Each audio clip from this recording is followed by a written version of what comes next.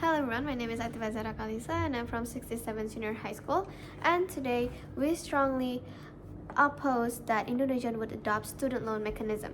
So, you may think that this verse is a key to make students happy because they could get into the university that they wanted from the government. But actually, if you dig deeper, this is a trap for the student. Why? Well, because even though you get to the university that you wanted, you have to pay those debts. And it's really sad for those people who comes from mid or lower class families because they have to think a way to pay their debts. And so education was supposed to be free, but it's not, because it will make the student feel like a trap in their debt.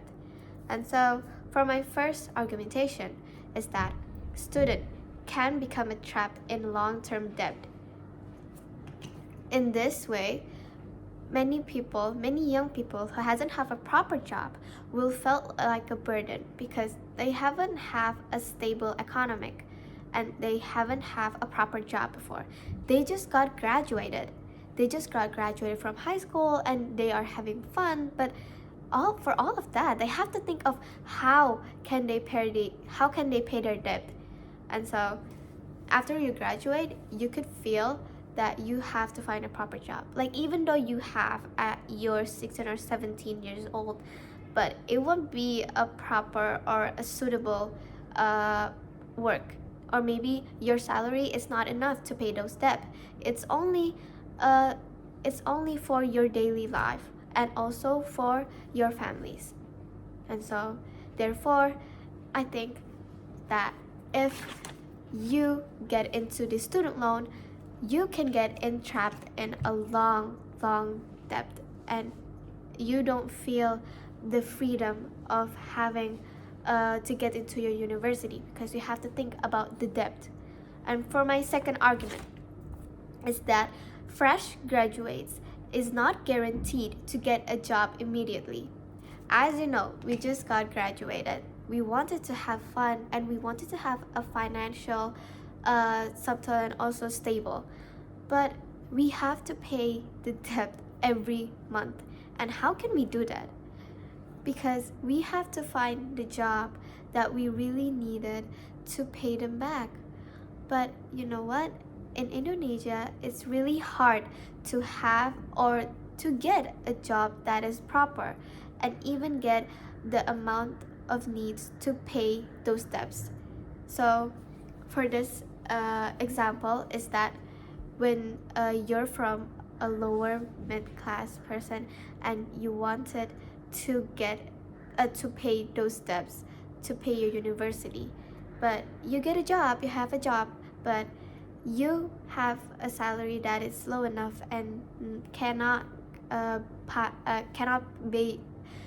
pay your debts because you have to pay your own essentials and also your family's essentials. And so with your lower incomes, you cannot pay your debt. And so therefore, it would make a lot of students felt stressful and also really hard to find a way to pay their debts, because when they have to pay for their own and pay for their families, it's hard for them to get a job that have to pay their debts. And for my third argument is that it creates a mental and also financial pressure to the student, because we just have gotten into the university that we wanted. We were supposed to feel the freedom to study. We were supposed to be developing ourselves. But you know what?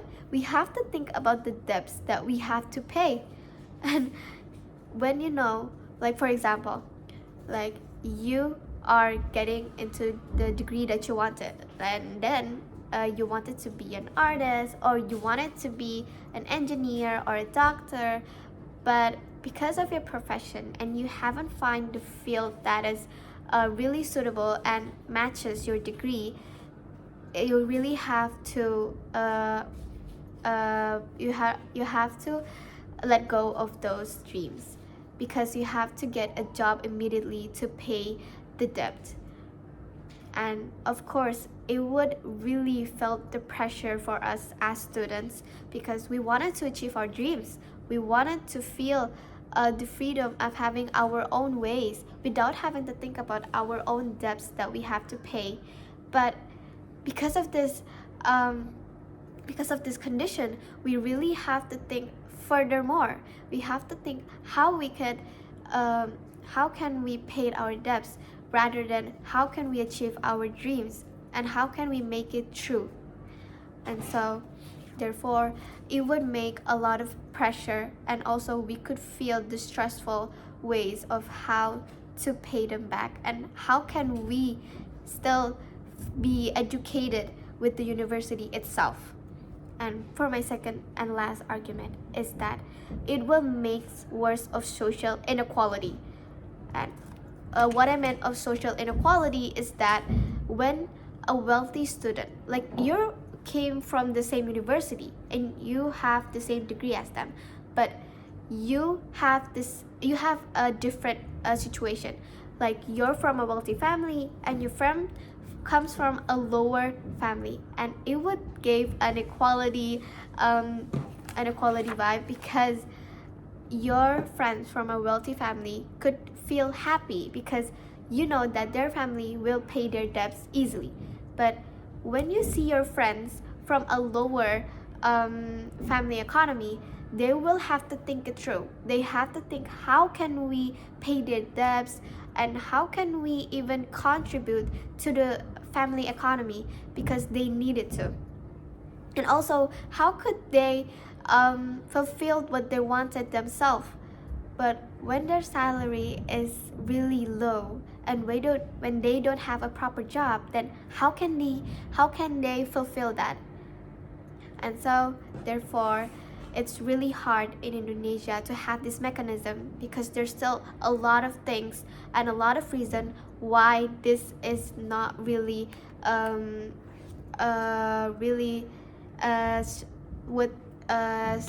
would really matches the Indonesian economic system, because we have to pay the debts to the government, and it's not that low, it's high, it's really high, and you have to find a proper job to pay it. And so therefore, as all of those reasons that I have explained, I am at the opposition side that Indonesia has to have this mechanism of student loan. Thank you.